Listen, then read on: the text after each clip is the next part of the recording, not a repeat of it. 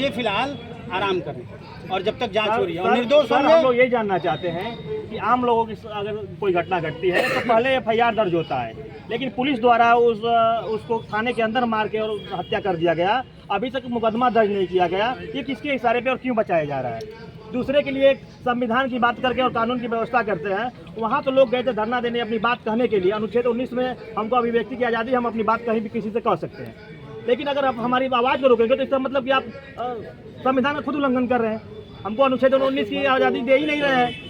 जिलाधिकारी महोदय से हमारी टेलीफोनिक वार्ता करा। आम आदमी नागरिक की अगर हत्या हुई होती तो 302 में FIR होता और जो साजिशकर्ता के खिलाफ 120B का होता। आज 4 दिन आज पुलिस वालों के खिलाफ क्यों नहीं आता? गाड़ी पलटते समय नहीं लगता भैया। आप खुद सोचिए, पुलिस वालों ने इसे बर्बरता पूर्वक पिटाई किया, मरे हैं उपाध्याय जी। 120B में फंसा, जो उसका दोषी है 120B का मुलजिम हो और 302 का मुलजिम। इसमें बड़ी साजिश है। जो लोग इसमें हो पर्दाफाश हो, उनका चेहरा सामने आए, समय से भैया हम अपनी सरकार में और इस तरह का ज्ञापन देने आ रहे हैं तो समझिए कहीं ना कहीं मजबूर हो गए हैं या तो लाचार है। महामंत्री भाजपा हूँ और मुझे शर्म आ रही है कि मैं अपने सरकार के खिलाफ, अपने दल के खिलाफ पत्र। मैं किसान मोर्चा में उपाध्यक्ष मैं रहा हूँ। यहाँ कई मंडल अध्यक्ष, बूथ अध्यक्ष हैं यहाँ पर सवर्ण सेना की हैं। इस फिलहाल तो आपसे निवेदन है, ये पत्रक माननीय मुख्यमंत्री जब आप जिलाधिकारी ऐसा ना हो सर कि पत्रक को दबा दिया जाए।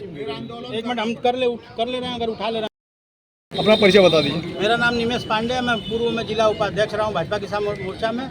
वर्तमान में पूर्वांचल छात्र सेना का मैं संयोजक हूँ। निमेश जी, ये क्या मामला था जिसको लेके आप लोग पत्रक देने के लिए जिलाधिकारी कार्यालय? मामला ये है कि इसकी भली भांति आप लोगों को जानकारी है कि जो सियाराम उपाध्याय भाजपा का कार्यकर्ता था, पुलिस के SP साहब के आदेश द्वारा बर्बरपूर्वक लाठी हुई और वो मार दिया गया। इतना पीटा गया कि उसकी जान चली गई।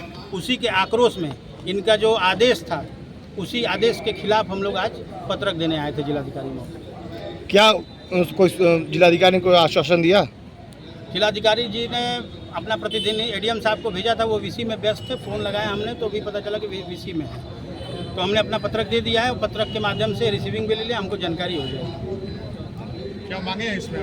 मांगे हमारी कई हैं उसमें, लेकिन प्रमुख मांग इसमें वो ये है कि ये जो पुलिस अधीक्षक महोदय हैं, ये यहाँ से हटें। जो माननीय मुख्यमंत्री जी ने SIT की गठन की है, इसकी जांच जल्द से जल्द मिल जाए। लेकिन इनके पद पे बने रहते हुए, जिला SP बने रहते हुए, ये जांच निष्पक्ष हो, ये असंभव हो, क्योंकि इन्हीं के आदेश पे लाठीचार्ज हुआ है। तो ये इसमें अभियुक्त 120B के अभियुक्त बनाए जाएं और जांच हो। निर्दोष अगर पाए जा रहे हैं तो आगे यहाँ फिर पद संभाल लें, तब तक ये आराम करें।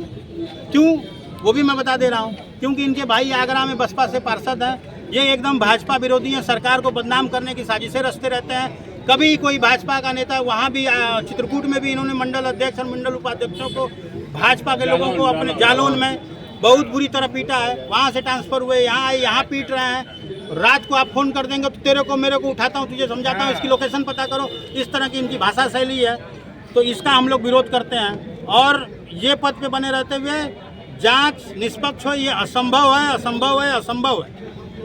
इसलिए माननीय मुख्यमंत्री जी से निवेदन है, करबद्ध प्रार्थना है कि वो इनको हटाएं, नहीं तो मजबूरन हमें आगे भी कुछ कार्रवाई के लिए बहुत चीज़ें मैं कहना नहीं चाहता हूँ। धरना, प्रदर्शन, आमरण अनशन, कई चीज़ें मैं करना शुरू कर दूंगा। विवेकानंद जी, आखिर किन मांगों को लेकर आप लोग यहाँ जिलाधिकारी कार्यालय पे आए थे और आप लोगों ने ADM साहब को पत्र दिया है? 9 तारीख की रात में नौरारा थाने के अंदर जो छात्र नेता और क्षेत्रीय जनता लोग अपनी अपनी मांग के लेकर धरने पे बैठे थे। रात में लाइट कटवा के और उनको बर्बरतापूर्वक पीटा गया, जिसमें हमारे पार्टी के कार्यकर्ता सियाराम उपाध्याय की मौत हो गई। मौत होने के 4 दिन बाद भी अभी तक पुलिस द्वारा मारने से उनकी मौत हुई। अभी तक उनके ऊपर FIR दर्ज नहीं किया गया। उसमें 302 का मुकदमा दर्ज होना चाहिए था। और उसके बाद जो हमारी मांगे हैं कि परिवार के एक सदस्य को नौकरी, क्योंकि परिवार में 2 भाई थे, एक भाई बाहर कमाता था, माँ बाप बूढ़े हैं, 85 साल उम्र है, वो कुछ कर नहीं सकते हैं। इसलिए उसके भाई को नौकरी और परिवार को आर्थिक रूप से 1 करोड़ रुपए की मांग, और जो माननीय मुख्यमंत्री जी द्वारा SIT टीम की जांच की बैठाई गई है, वो कहीं ना कहीं IPS ही उस जांच कमेटी में होंगे।